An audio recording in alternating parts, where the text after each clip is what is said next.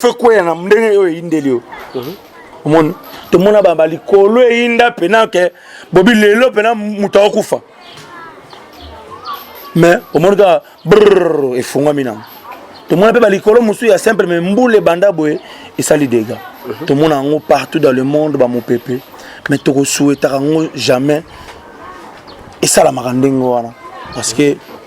même oui mokili mobatonde to lela makambo ça la marana ba Haïti ba makambo belé ba tremblement de terre ba ni ba catastrophe naturelle wana nyos côté wana na osenga ka mawa nzambe et continuer ko kuba na mboka na biso mais on a ba domaine ya politique na habité biso ba artiste so ba comment on biso ba congolais to ba comment tika biso que to zape ba congolais na habité parce que et comme un terrain mon boye ba so pas savon ba so pi dongo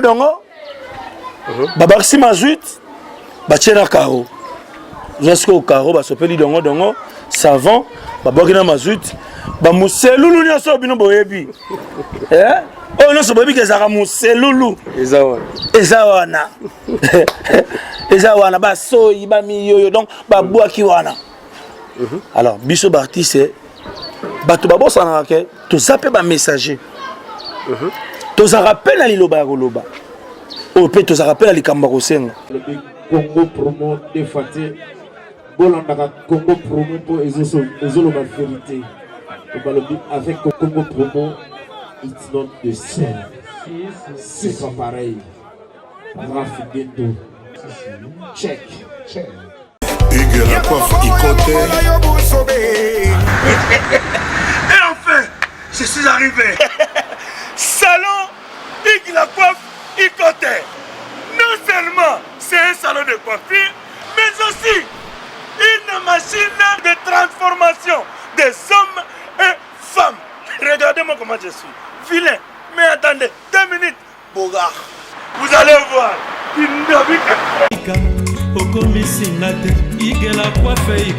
Hugues la coiffe Ikoté, votre salon de coiffure mixte afro-européen situé sur la Nationale 3 au 174 avenue Aristide Briand, les pavillons sous bois. Pour plus de précisions, veuillez nous contacter au 01 41 55 00 00 ou encore sur notre site hugueslacoiffeikoté.com. Nous sommes ouverts tous les jours de 8h à 20h, même les jours fériés. Hugues la coiffe Ikoté, l'homme qui coiffe la ville. Hugues la coiffe Ikoté, le salon de coiffure mixte afro-européenne de proximité. Au 174 avenue Aristide Briand, les pavillons sous bois sur la Nationale 3. Un seul numéro, 01 41 55 00 00. La beauté de votre chevelure chez votre frère. Hugues la coiffe Ikoté, même père, même mère. Chikicha, chikicha, cha cha. La beauté peut tout changer. Salon Hugues la coiffe Ikoté. Quelle beauté! Sexy pour les femmes, ndindindi pour les hommes. Raph Ngindou, félicitations pour la promotion, ça la pour l'artiste. Que Dieu te bénisse. À connaît pas demander, il n'y a rien en face. Donc Congo promo, Raph Ngindou nde. Raph Ngindou. Congo promo. Merci nada bena fier na Congo promo. Et ça sito bena no number 1. Donc sito bena intellectuel. Boss Raph Ngindou en tout cas on a passivement bambot. Raph Ngindou le présentateur la force créative Congo promo. Boroto ça la force militaire na Congo promo. Et faites comme moi, allez voir Congo promo tv5.com. Donc au nom de Jésus-Christ nous bénissons le Congo promo. Avec Raph Ngindou, Congo promo ne tombera jamais. Nicolo Congo promo nde. Ouais, balobi Raph Ngindou. Congo promo toujours, grande puissance. Come on. Congo promo qui torcos net na film. Congo promo babunda na nango. Raph Ngindou. Congo promo. What a plus, what a boss là. Bonjour tout le monde, ton bienvenue dans votre grande émission qui vous aime beaucoup avec Yves, Ipan, tous directeur des infos. La France avec la série continue toujours dans votre site Congo Promo TV avec le boss américain Raph Ngindou de Boss Dallas. Merci à toi. Raïs Kang le super pour comme normal le RDC. Merci na Vienanga Dominique Kelesa pour ça Moussakata. Merci pour na cadeau. Merci aussi na le presse clone de Mos le Ghana. Merci na Vienanga Kaba Kaba Mouchikouna le champion de Genève ainsi qu'un autre maman Milinze Mamote mais tous peuple un betul maman Likelimba et Pembeni on a zomona déjà le pasteur Amos Pomboul na Catalan de Moté maman Labiso Dodo et sans oublier notre maman Billy Vumuka Fondation tout son baveux venu orphelin Pangi de moi à Monika à Cancel Ntunga na Tunga Jean Moulumba était centre de Bruxelles. Merci aussi à toi le Chris Tembo papa na Ruben. Merci na Jean Moulumba était centre de Bruxelles Patrick Mbenga Bandeko Bele pour cette émission avec Yves Pan. Voilà, j'étais aussi nous sommes déjà avec le patron de tous les comédiens Fiston Saïssa et Fiston Saïssa azali moko ya partie féminine katamboka na biso et vous constatez que toi nanda kunae voilà tout bêtement solo par rapport à Rimé parce que c'est la première émission depuis qui est au côté 2018 il y a une connexion Fiston Saïssa tout bien déjà ça bien Fiston Saïssa est déjà ça l'appelle donc antenaye tous en dingue de gazoya voilà tous en dingue Fiston Saïssa zoya voilà donc nanda kunae et ça la bien. Voilà donc tous à Fiston Saïsaï et ça la plaisir na bandeko le voilà José Baï la JB service agent de cire. Bonjour président. Ouais, bonjour. Voilà. Merci et pour le respect à bandeko tout pour seulement muké surtout bandeko tala yo et voilà balinga Fiston Saïsaï na bango star na bango et bonne santé à yo moko et puis à famille bota mobima ya groupe Saïsaï voilà. Ouais, santé ça va. Il y a Jean Nyonso Tangi, voilà. Nangula Nzambe, Nyonso déjà Nzamba zana makamna yo, c'est que makambuto anetikali, et ya nangora raba. Ndenga olingeza lela. Santé bien, on a profité. Voilà. Donc Tangi kombo ya ndeko na biso José Baïla, JB service, donc tout surtout en France. Voilà. Oyo azo zana ba courrier na ye ba colis na ye azolingi kendekin ba tungisa mingi surtout bande ko Paris agence efungami déjà na Paris José Baïla JB service na njili wana na sima station Saint-Thérèse ça veut dire ngamoko na laki na moni ndenge biloko kilo ye ba 44 pieds et ya ba 4-5 fois donc il sont qui un mois après zongi sous beta moi tout récemment bien voilà, ça c'est bien. Et ben nous avons un bilan Fiston Saïsaï 2017. Nous sommes en Fiston Salaki. On a Kanaka Sala et Salema quitté. Bilan nayo 2017. Ouais, 2017 vraiment ça va. Robinga déjà na embrassé domaine mon ya publicité. Aujourd'hui Saïsaï nazali patron ya FSI Prod ou ezali agence parmi les agences minene ya mboka na biso ya marketing. Oyonga morope naza parmi les acteurs. Donc vraiment, on a constaté que 2017, année moko be o ya na mataki moi ouais, on m'a dit moi muki ouais. Mon nzambe so azo baksa escalier fo ndima. Nzambe senga soka to ndima wa azo sala pona biso. Yango no moni bato ebele bazana ba problème ka ya koboya kondima o muninga zali koboya kondima o muninga sali koboya kondima sika muninga zali mais biso to ebi nzamba biso ka pesi yo kumisa na ya pesi yo po ba o bazo mon épanouissement na yo ba tatola kombo na ye pe ba ya ko rejoindre bana na ye po te bango pe ba pamba donc nga bato ba ebi que ça c'était trop biscuits bonbons miliki nini mais lelo ça c'est peu commis banque paris sportif donc ils ont vraiment moi de toloba ke ba bonbon na ba biscuit ezali hein parce qu'il y a un de base mais quand même confiance indés ala qui peut-être que au monde pena mutu mo boya ba société pena minene ne ba télécommunication ba banque mo ba peso pe marché donc voilà quoi donc pour la 2017 ça va. Voilà, aujourd'hui on a été lobby bomelo carrière artistique nayo Fiston Saïsaï to yebaki a terminé na ba ndonding a terminé na ba film qui toko ba kundilele ba Jésus de Mbandaka ba film belé célèbre soit bien. Aujourd'hui on a été ebo carrière nayo trop plus. Ngai 2018 na benga année ya teloba ini. C'est-à-dire veut dire moto na moto ata leloko alobaka mais akoka ko réaliser en côté 2018 on a baki 2018 ezala année pour na ngai na loba nini yo pe Yves oloba tolobaki nini na lobaki nini donc mutu na kwana ye ata la côté likambo alobaka kena rosala dans le bon sens dans le bon côté bana ngana baki année Minerval na bango so na jui larka ko lena ke baye bok na ba futa bango mbala moko sikoyo eza année na lobaki nini na baki na ba no futa bango Minerval ça veut dire na ba domaine tout donc année à réalisation quoi. Année à réalisation voilà année à réalisation positif ça c'est bien parce que ba réalisation négatif peut aller ça c'est bien eza la année à réalisation positif na ba domaine tout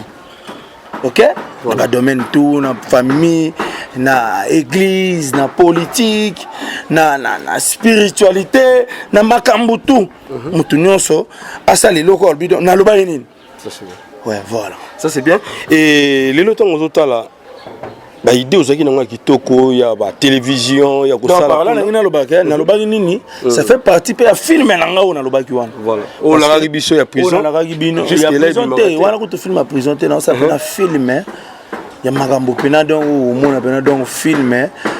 bato ba osepela voilà bon histoire ya prison bombele biso be komaki film moi kitoko na prison jusque là ozali yango pe ali donc na minute okutu na za calé na ba film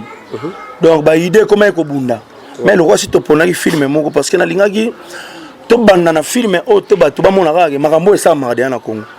to ngapena to banda na film pena ba mona pena ke carré tutani et tutani na solo bakara nini ba ketchu bien ka bakara na yo ya shero yo o mona ngo o bon temps ba na film wa commando o mona bakara sali accident na film ya Jakisha ba bondi car mo bombardé eza car Jakisha on se confond ba producteur makasi le ba Willy Mouchen ba producteur te ba misende super ba za ba mécène ba vieux mo boye so ça pembeni na ye donc veut dire ya ko kakokanga ni maboka kabeli yo tatali yo kaka acheka alibola boy maman aussi ba plan bon temps o cha ben joli ki ma poto na poto parce que ba masala nga ba fiston zala ba boss à Dijon les grands Katangier moi na bunya ya solo donc voilà quoi voilà et maman sanga ba fiston zala ba ben joli ki ma poto na poto alibola mokonza Dijon bandeko tout ya Dijon na profiter na pesa ma mbota trop wana na mona pe mala mona na Paris Savigny sur Orge et pas ikana mona vieux Brino mobali ya ma Brigitte na exotique wana ya Savigny sur Orge sans oublier le président de tous les bana babola en voie de Kolukavi Serge Mbokila Serge Mbokila no touching no bouging donc veut dire motema ya mama Sandrine Mbokila na pesi bango mbota trop na balifanto na bango na bosani pete Igenoma le prince de Bel-Air motema ya mali pasa Sylvie Igenoma le prince de Bel-Air ba jovita noma Yagi Mandungu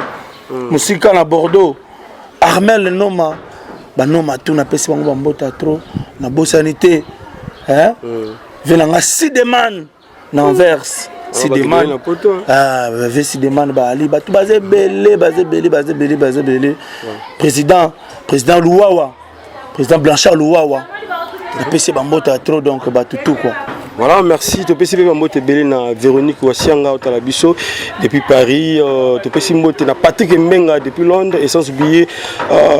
Kaba Muchikuna. Kaba Muchikuna, je m'excuse, le champion na Katia Suisiwana. Donc tu peux t'amasser sur la fission 16 internationale que solo là par rapport à Barimère, mais formation de Zouaki.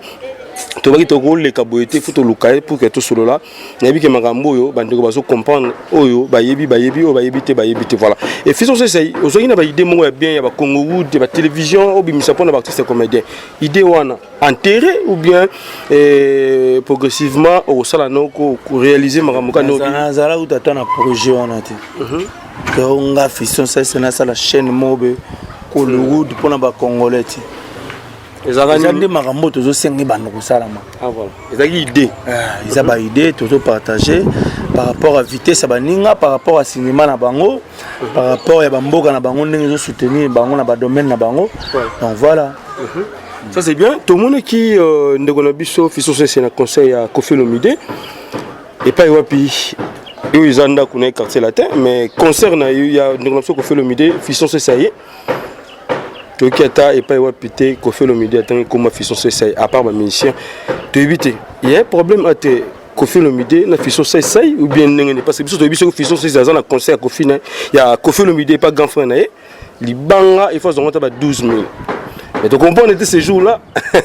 le 22, on a absence à raison et ça, na podium, mais à Taliban, le problème est dans la quartier entre eux, on a vu là. Rien. C'est quoi la problématique? Vous comprenez la problématique? Ça, c'est ok. Partout au monde, c'est moins de problème. C'est que pendant ça, on calcule bien. Au monde, on a provoquer mais vraiment on avait beaucoup de PC bambota trop c'est ali donc vraiment il aurait été tout été parce que bina rumba tango bina yo ba mise ba bois que mais peut-être déjà que tout chef tout le monde en route biso ke na ba orchestre bebena ke chef atalika ali sibwe so chef alingi yote o ka sango te na ba maison mais wana ndenge za wala ouera alingi yote ali yoke na répétition na ye ba mise ba ye makayo ouera zaka wana na ba orchestre mso mamboni za raté donc so yoki ke ba otanga kombo na yo c'est que programme ya ti voilà absence ouera son concert wana c'est que ndenge nita monique mutu ba bengisa ki officiellement a été na concert et c'est que non non en tout cas vraiment réponse est loko yo na tu as une émission mon alanda ya ve na Félix Wazé quoi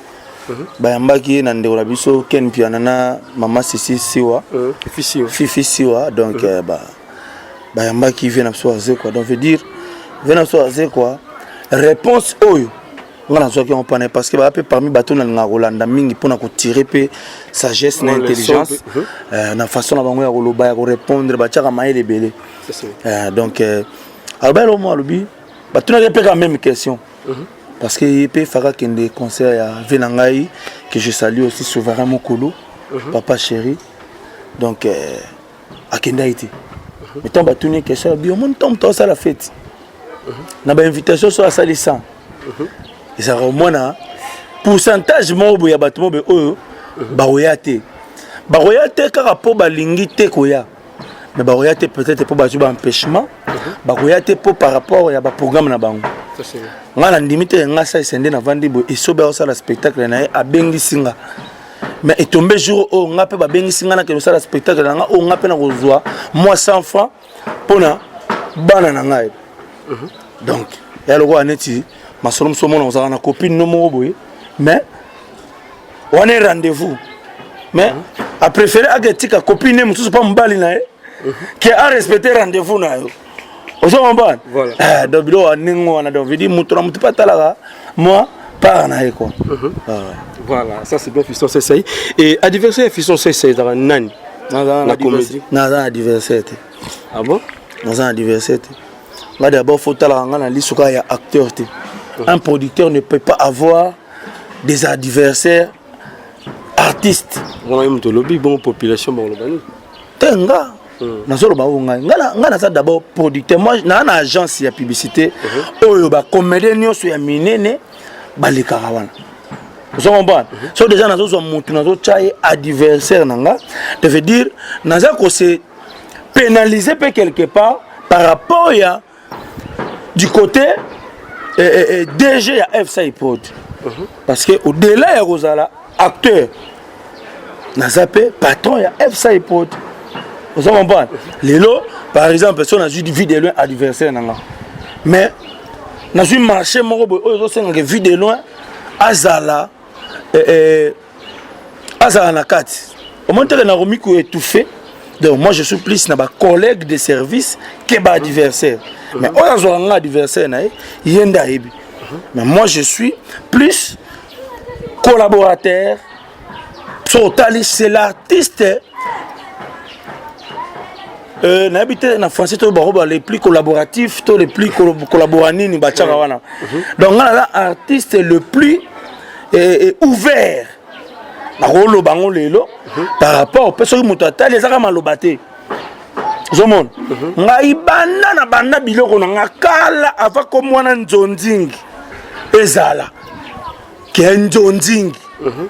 biso toza parmi bato banda ko bengisa bato ke na sali ba na nga mamicho tatuka lomba fozala na sali ba na nga sezi de mbanda ka ba papa ko baboya na sali nini na nga be bato beboya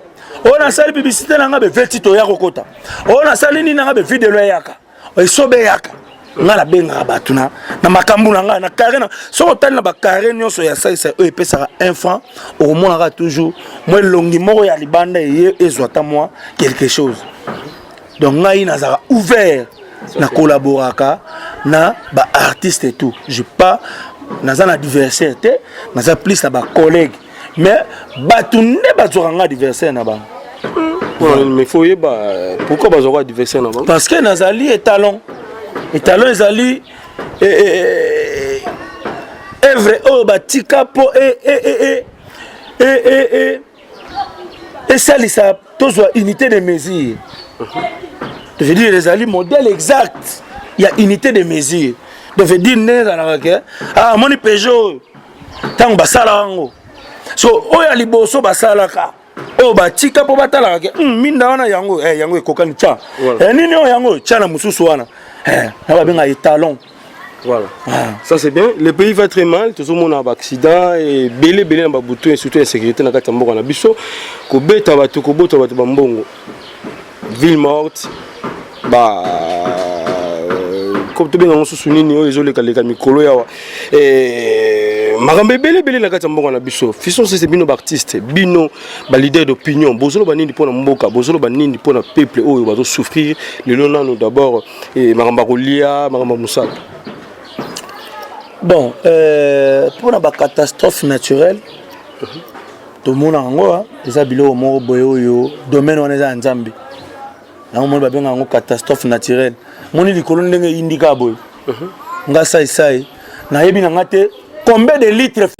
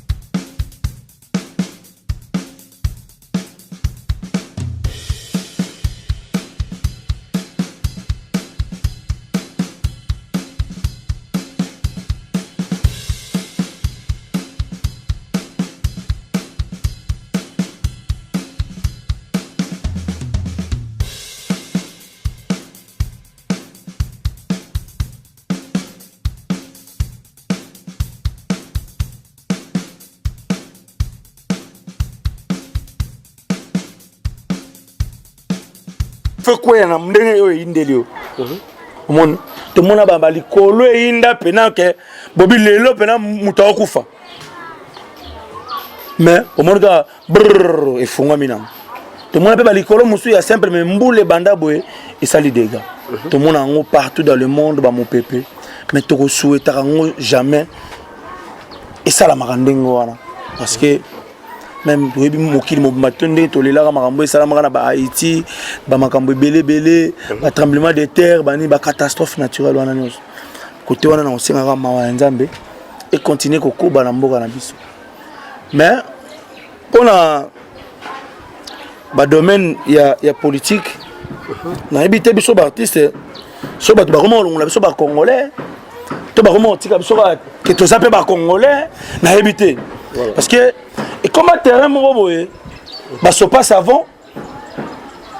ba sopi dongo ba barsi mazuit ba tiena caro jusqu'au caro ba sopeli dongo savon ba bokina mazuit ba muselulu nyoso bino boyebi oh non so boyebi ke zaka muselulu ezawana ezawana ba soyi ba miyoyo donc ba boaki wana alors biso ba artiste bato babosana ke to zape ba messager to za rappel na liloba koloba o pe to za rappel ali kamba kosenga mais lelo koma soko lobi a yana bato mo boye o lelo surtout na makasi ya internet mutakosa ali kabope na Congo akaboli na ba Facebook apandi na ba WhatsApp akosi pe na Mali akosi pe na Italie bon to koma pena ko éviter domaine wana to koma pena ko éviter domaine wana tika ba oba mesana ko loba na domaine wana baloba biso to tika na biso kana ko sekisa bato o bato balingi parce que tala ba makambo musu to sibisaka otali vraiment mutu na ngona makolo boye obi mais mais comment mutu akovanda pena na ndako ne asala likamba boye pona mutu mususu oyo asali ne rien et lelo bato bakoma kondimela sa komona bato bakoma koyoka sa kotala sa kutu koluka koyeba est-ce que eza pena yango to sa ndeni au moins lelo mutu moko ozaka alingana sa c'était omoni mikolo ezaka ndeni asuka note vocale bande kolongai, je vous dis l'air est grave na minute ça nga moko na monie azobi mananda ku ya kingani donc l'air est grave ba uti ko pesa ye 100 000 po atela kingani poison donc que l'air est grave l'air au monde comme moko bato ko pensa l'air est grave ça comme maveni alerte donc veut dire to koma ka bongo voilà mokile komika l'air est grave mokile komika kingani boy eloko boye vraiment il y a un problème biso to na mamusu to koloba na mboko te monde entier mokili mbimba même atanga na chrétien croyant catholique na chrétien croyant catholique vous comprenez voilà na ordre ya papa na biso épiscopo cardinal Monsengo au balobaki ke ba laïque catholique to marché le 31 mais na katia messe wana avant messe avant messe si la pour marcher banda je crois que communion ekula maki mais na communion avant ba peso communion il faut balobano que la paix du Christ soit avec vous la paix du Christ soit avec vous wow. Yozongsi amen ndenku mwa kitise leoni bon na yebite bande ko na biso mususu ba ozwa ke soki mutu alobi pe eza na mboko ndiko oza contre mutu moko boye to oza contre bato moko boye pe eza kaka politique te pe eza kaka politique te lelo na olanda na internet bato to baoloba bon publier photo oyo passé moi si moko boye azui mafuta akalingi asopeli douanier moko boye douanier wana akufi pona nini bazuwa donc lingelo banini bolingwana ezaki na pété vous comprenez pe bato so mutalbika ke to na posa ya pe bazui ngamba mo batika na domaine moko te pesa na ba domaine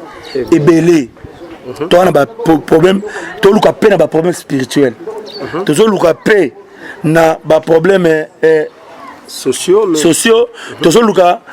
pe na ba problème politique ya mboka na biso to zo luka pe na ba problème familial na biso moni et to lo baraka soki pe ezali o mutu nyonso aluka na mokili ezala bato baza na poto ezala bato baza na Afrique ezala bato baza na Océanie ezala bato baza na Asie bango nyonso balukaka nazala na pe tomona ngwere mo peno moni pena ke mutu asili pe ka pona kaka radar et tu es photo quand Angela kazaka la mo excès de vitesse tu que mutu pena simi vola ngai ba olianga sur 80 €. Au monde lobby à ça nini pas année la paix aleki kota radar wana malema vous comprenez tout ça a besoin de hein bacha biso à l'écart ya kozala congolais mais parce que balobi bino bozolo baté bino ba leader d'opinion bino de football tellement bolo ba mabezo le kana mboka mais bino bozozo ngasima bozo banga et l'artiste au moment où on a libana mboka ba lobela rapport na mboka la bango so mabezali mais bino c'est comme si bozonga ka moi sima ya moni ba takaka bino directement parce que bino nde ba leader d'opinion fiston so sai parce que yo soko lobby ba to mala kimbateke ba ko yoka ke alert voilà il sangane tisiko sai na loba neti ni na maman marche le cas qui a yo montre ba bien aux croyants catholiques est-ce que vous avez fait la marche wana oyiba ba question mosusu otunanga yango nde bato baolanda biso balingi te otunanga yango balingi te ngai nakota na makambo oyo. J'ai parlé de la paix, un point interne, parce que la paix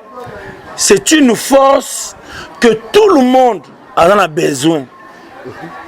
Vous comprenez? Voilà. Donc pour la domaine wana pour la bateau baolanda nga voilà o balinga ngai nabika na bato musu pe balinga ngate o na nyoso to koloba bango pona bango yozalaka mabe voilà ngana lobeli ka na domaine ya paix. Vous comprenez? Na domaine ya paix pona ba invitation maman Oliva Oter ko bengisa biso ba artiste tokendaki peut-être makambo oyo bato oyo lobamaki kuna ta mosusu opesi mutu mosusu mpe akende liboso ya mama Olivier baloba bango ta mosusu aloba bango te nate so ozocomprendre makambo toutaki kozala na invitation mpe ya papa na biso cardinal Mosengo baartiste mpe tokendaki ozocomprendre soki bapesi yo invitation soki oza na temps bakenda soki oza na temps te ovandi na ndako na yo ozo comprendre mais bato bazwaka yango te na lolenge moko boye c'est quelque part eza pena malamu te entre biso bato tooluka peut-être likambo moko boye mon frère omoni so par exemple toolinga tolia fufu mais yo oza na mafuta oza na mai pardon ngai naza na fufu il faut tosala faut sangisa pona kosangisa fo ozala na fo osani toyokana mais a biso ezalaka ndeni congolais so alinga na bafufu yo wana mai ye aza na fufu mais apréféré alobisani moto aza na mafuta ye nalobisaka ete nga alobana nde na oyo mais moto oyo balobana na ye aza na mafuta or yo polamba fufu foluka mai nde to sozo comprendre bacongolais tozala na bolingo tozala na bomoko comprendre voilà ce que nini elobamaki na invitation bozwaki papa na biso cardinal Mosengo et aussi nini oyo elobamaki et pas maman na biso tant apesa bino invitation tout ça moi étude comparative entre les deux messages ya bande na biso apesa bino surtout na oyo bazaki te ba oyo bayokaki kana en tout cas on dirait na maman Olive na cardinal ba solo la ka famba utamta ben sabato c'est bon parce que ça na oka liloba moko le cardinal Monsengo abengisela biso ba artiste comédien pour na koyebisa biso que comment na musala na biso tokoki kozala na sango ya malamu pour na mboka. Comment tokoki kosalisana pour que artiste azala moto na miso ya bato. Et puis, pour informer les artistes que maintenant, l'église catholique, l'archidiocèse, et ça, l'aumônerie mobimba, il y a domaine où il y a des artistes. L'aumônerie, l'église catholique, domaine où il y a s'occuper à la boue. Bana domaine mon basoki pa beba tiepe aumônier na onde na baka militaire aumônier militaire azali o assemble la pour mambo ba soda ya soki pa na mambo ba soda na baka bali nde basali pe aumônerie mobimba pour na ba artiste veut dire artiste so za na likamuna yo o ke nikomoni sango na bino o yazali aumônier moni to s'organiser to sala pe moi caisse na biso pour na ko s'entraider na kati ya aumônerie wana. Et batunia sur ba porta qui ba maloba na bango ba kene ko loba idée to ke pa mama Oliver si biso lobi bolinga mboka na bino boza ba congolais bino ba artiste bo pesa na maboko bo sungana bo pesa message na peuple oyo e ko mema mboka na biso liboso. OK bino bo ba ni idée ni bo pesa ki idée ni talaka maman Olivier moi ça ça dit ndebo za raboye voilà soki muta bengi yo boka ni sakatela biso ndeto vandi boye to pona mutu ke mutu na biso mutu ba tusona te bo yana ba artiste mutu net boye par exemple so ba bengi c'est dans Félix Tshisekedi moi yemo na okendete ozo comprendre na okendete yemo ka la tika ke na okendete mais oza libre oza artiste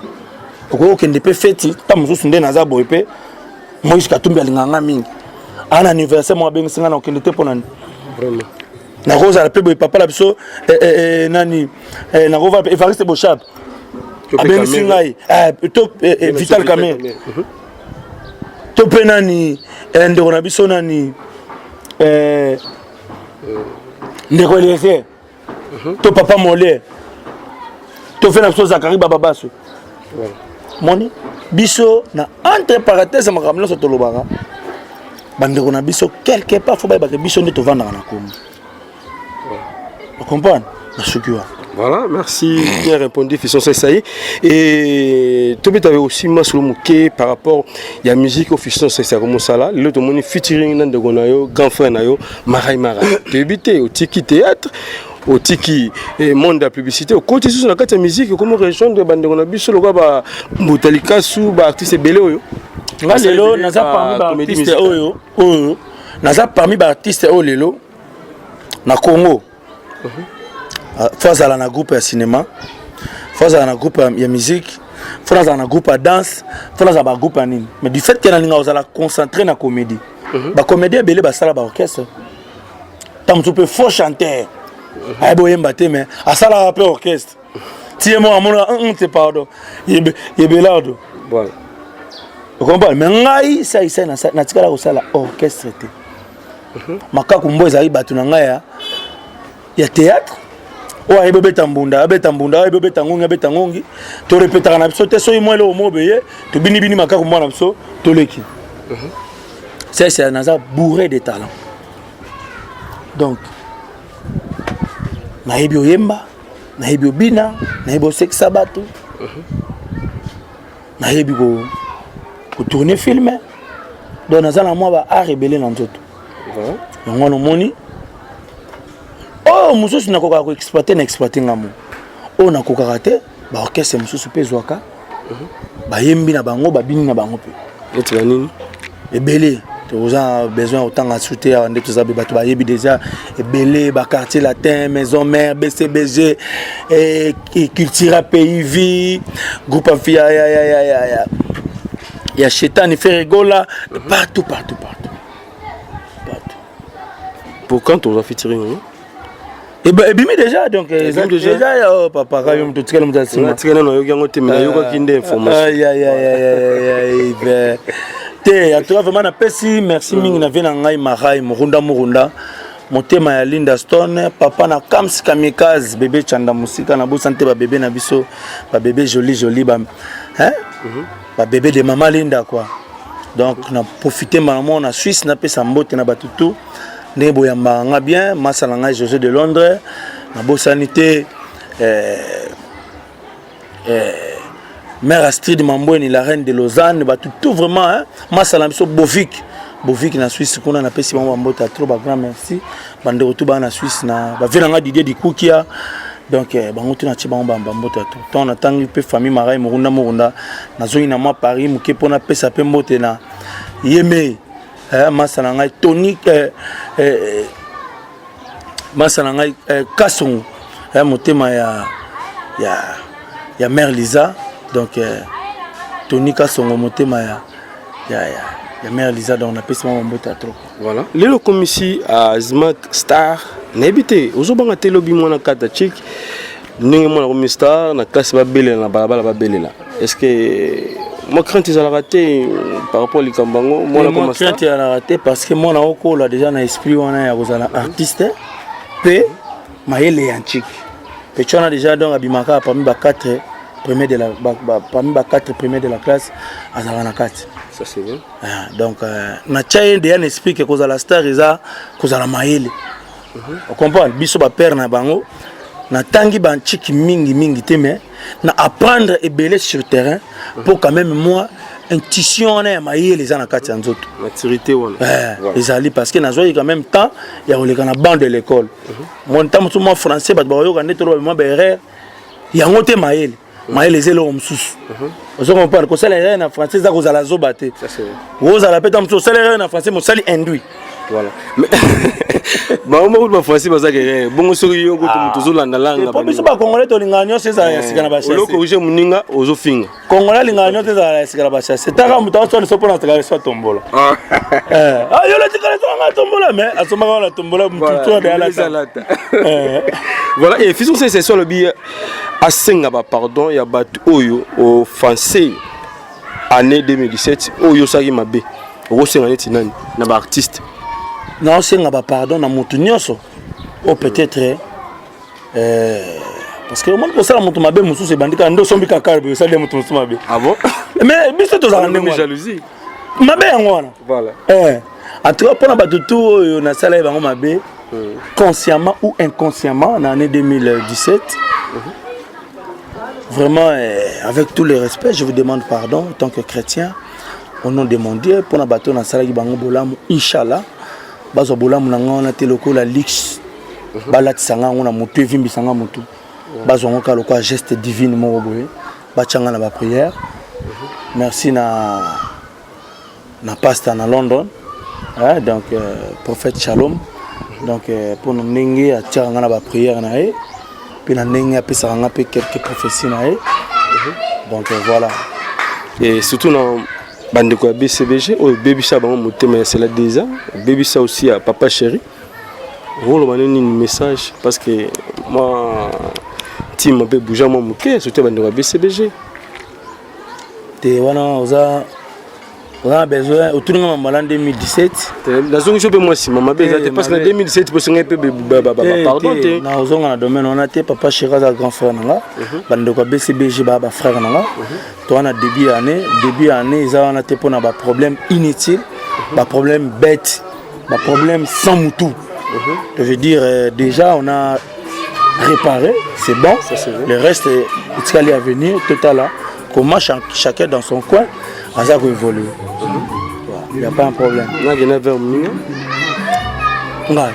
ça c'est bien merci ça c'est bien en tout cas voilà, nous sommes arrivés pratiquement à la fin de votre grande émission avec Fiston Saïsaï. Voilà, mais au Tigre Boété, tu as un message phare. Donc, qu'est-ce qu'on peut retenir comme message phare par rapport à cette grande émission? Il y a les lots au Touzano Fiston Saïsaï. En tout cas, on sait que la bande de Congolais, vraiment, esprit où il y a haine, quand il y a biso, il y a inana. C'est pas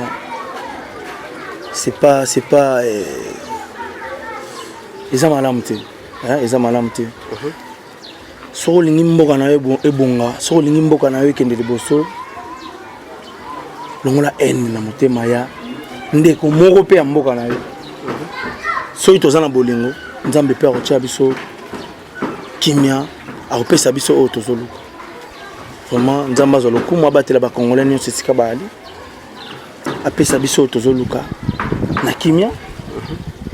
na komba mwana na Yesu Kristo amen. Voilà, et film na biso titre zanini et pourquoi film na biso na chaîne titre te mais le quoi na 2018 eza année ya na lobaki nini donc base là na olizela pena na tala grandeur nango na niveau ya si le plan technique parce que mon film moto repère ça kombo faut te rappeler court et écouter combien 100 mais ils en ont ils ont 5 pena ils ont 5 PC et un film mo tala vague na travaillé na épargné pendant une année 8 mois na salaka na épargne kaka so na seulement cop mobe na longoli mwani te oyo ya compte film so na seulement na longoli oyo ya compte film so na seulement ni pa na longoli bani pona ni poka film wana ezala na norme ezala na norme ba invité ba nani banani ba invité ezali en tout cas film wana na lingo te bato batala ngona na ndenga maboke vous comprenez parce que si on invité pe ba comédie basé belé ezonga maboke alors faut te ça une connotation mususu vous comprenez ba invité ozala bato yo ba yebi ko sala cinéma vous comprenez les bangwana ba ozala ba invité tous na ba artiste et comédien o ba yebi ko sala cinéma voilà. Voilà, ça c'est bien. Puis ça monte la manière de la surtout ma meilleure vie parce que tu vois, en janvier 2018. Nazo banda na yeme tête ndai maboko banque le que tout Fonds monétaire international. Merci beaucoup pour na bola monyo so bosali pour na biso na l'an 2017. Nzamba benisa isike bima kezonge belé. Ya wili etoka motema ya ma joli etoka. Vraiment na pesi ba mbota tresika zali. Ya wili mosheni 00243 code mboka. D'Angola fois 1000 tout de ben paille grande papoite na pesi bambote sika ali na bosani TV na nga Bart Kalembo motema ya mama Noela liwanga na pesi bambote à trop donc je veux dire ba masa na nga tu ya mikili na bosani te makalebo makalebo pesi bambote à trop donc batutu ba Holanda biso masalanga igela coiffe ikote na pese bambota to na fruit d'ici na mona ya nga Dede Geno vena nga Julien Mbala bambota trop ba grand merci nzamba za na bino nzamba za na biso abenisa biso Serge Mbokila le président de tous les bana babola na ville na Saint Geneviève de Bois nazo mona maire na biso JDT Judith Masia mwana azana kumbwa Masia kumbwa Nzambe akele la raté na bosani pété la Brazzavilloise notre maman Titi na pesi bambota trop puis na pesi bandeko tu ya ville ya Saint-Geneviève de Bois moté wana na omona vient na ngai grand frère na nga propre Melo service Melo Congolais alongola ba Congolais soni pena donc à la société na poto garage pena ba norme ya ndenga mikili afuta taxi na poto venanga Melo pina pesi bandeko nyonso ya association na biso bana kitambo mbote pesi bango mbote trop na Canada nazomona elle-même Janine Leja Chimanga la gardienne je dire na pesi bambota trop yana ngai pe Gifi Mushigo na Canada na pesi bambota trop na pesi bambota trop na famille Mushigo Mobimba famille Mafinga Momesebo Panzana famille Kasanda donc la famille tout Mukwalombe batutu Kitaku na pesi bango tout bambote esika bali donc année oyo ezala année ya na lobai nini yo pe lobape na lobai nini mutu la mutasa la likambo oyo alobaka ke to sala ngome asala ngoti donc voilà batutu balandi biso boza ebele Baptiste Batanga masala nga Zenith Yannick na Canada ozolanda nga na peso bambote à trop na bossanité tout vraiment donc tout le monde président Blanchard Louawa